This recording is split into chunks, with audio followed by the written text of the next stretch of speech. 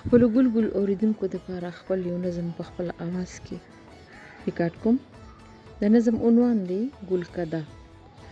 د پښتونخوا په دنګو غرونو بیا نرم د اوریځو لوګي وپارېدل.